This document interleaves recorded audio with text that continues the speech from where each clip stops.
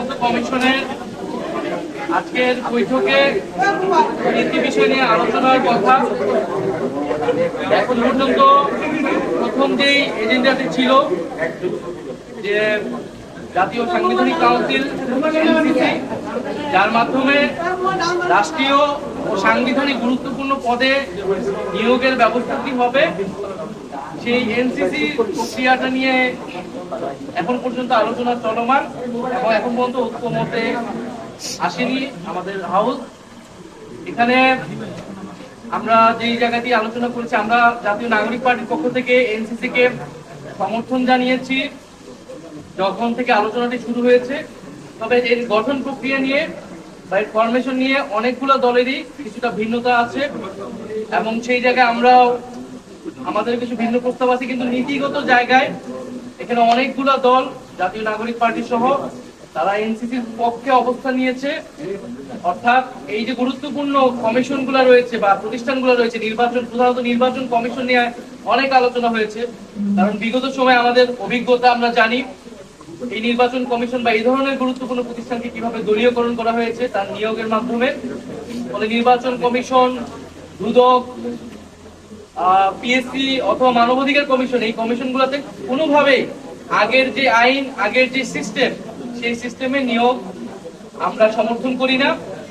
ঐক্যমত্য কমিশনের পক্ষ থেকে একটা প্রস্তাবনা রয়েছে, আমরা বলেছি যারা বিরোধিতা করছেন তাদের কাছে যদি এর বিকল্প কোনো প্রস্তাবনা থাকে যে আমাদের কনসার্নটাকে অ্যাড্রেস করতে হবে, যে এই কমিশনগুলো যাতে নিউট্রাল থাকে, দলীয়করণ না হয় এবং রাষ্ট্রের সবার আস্থা যাতে এই প্রতিষ্ঠানগুলোর উপর থাকে, যারা নিয়োগপ্রাপ্ত হচ্ছেন তাদের উপরে থাকে, সেই বিষয়টা যাতে নিশ্চিত করা হয়, সেই আলোচনাটা এখনো চলমান।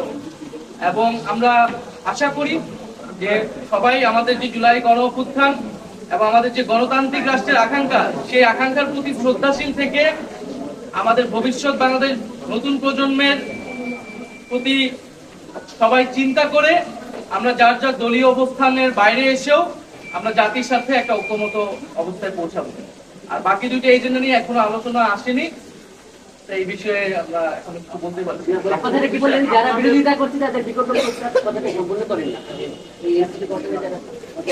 এনসিসি গঠনের অনেকেই সমালোচনা করছে, অনেকেই বিরোধিতা করেছে, কিন্তু এর বিকল্প প্রস্তাব কি হতে পারে আমরা সেই দলগুলোর থেকে জানতে চেয়েছি যে আপনারা কি আগের রাষ্ট্র কাঠামোই চাচ্ছেন কিনা, যে আগের স্বৈরতান্ত্রিক বা আগের যেই দলীয়করণ করা হয়েছে রাষ্ট্রীয় প্রতিষ্ঠানগুলোকে, যার ফলে আসলে আমাদের নির্বাচন ব্যবস্থা ভেঙে পড়েছে, আমাদের দুর্নীতি দমন কমিশন সেটা শুধু বিরোধী দল বা বিরোধী নেতাদের দমন করার একটা কমিশনে পরিণত হয়েছিল।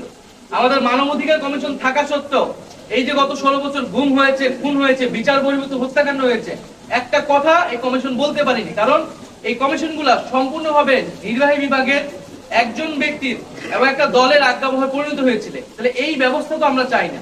আর আরেকটা বিষয় যারা বিরোধিতা করেছেন তারা বলার চেষ্টা করেছেন যে এটা এক্সিকিউটিভ বিভাগকে বা প্রধানমন্ত্রীর ক্ষমতাকে অনেক খর্ব করে কিনা, প্যারালাল কোনো অথরিটি করা কিনা। আমরা এটা পরিষ্কারভাবে বলেছি, আর অনেকগুলো দল বলেছে যে এটি ভাবার কোনো কারণ নেই, কারণ এটা এক্সিকিউটিভের দায়িত্বই না যে এই কমিশনগুলোতে কারা নিয়োগপ্রাপ্ত হবে, বরং এই এক্সিকিউটিভ যার প্রধান বা প্রধানমন্ত্রী যে এইভাবে ক্ষমতার চর্চা করছে সেটা অন্যায্য এবং অগণতান্ত্রিক।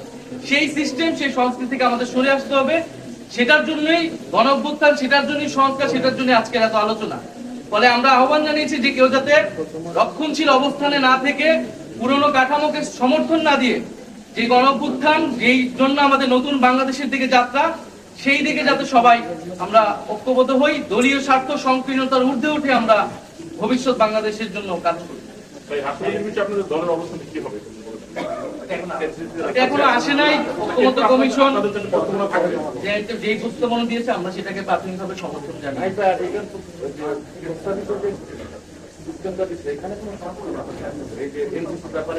এনসিসির ব্যাপারে আমরা যখন কমিশনের সাথে আলোচনা গিয়েছিলাম, আমরা বলেছিলাম যে সশস্ত্র বাহিনীর যে প্রধান এবং অ্যাটর্নি জেনারেল, এই দুইটা বিষয় এনসিসির আওতায় থাকা উচিত না, এটা সরকারের এখতিয়ারই থাকা উচিত, একটি আগের যে সিস্টেমে ছিল। এবং প্রধান উপদেষ্টা অন্তর্বর্তী যে নির্বাচনকালীন সরকার, সেটার ক্ষেত্রে প্রধান উপদেষ্টা নির্বাচনেও এটা এনসিসি ভূমিকা এখানে যুক্ত করা হয়েছিল। আমরা নির্বাচনের তত্ত্বাবধায়ক সরকারের আলাদা একটা রূপরেখা দিয়েছি, ফলে সেটাকেও আমরা বলতেছি এটাও এনসিসির এখতিয়ারে না থাকলেও আমরা চাচ্ছি না যেটা থাকুক, কিন্তু যে গুরুত্বপূর্ণ প্রতিষ্ঠানগুলা নির্বাচন কমিশন, দুদক সহ অন্যান্য প্রতিষ্ঠান, সেই সব প্রতিষ্ঠানে অবশ্যই এই ধরনের একটা সাংবিধানিক নিরপেক্ষ বডি আসলে থাকতে হবে।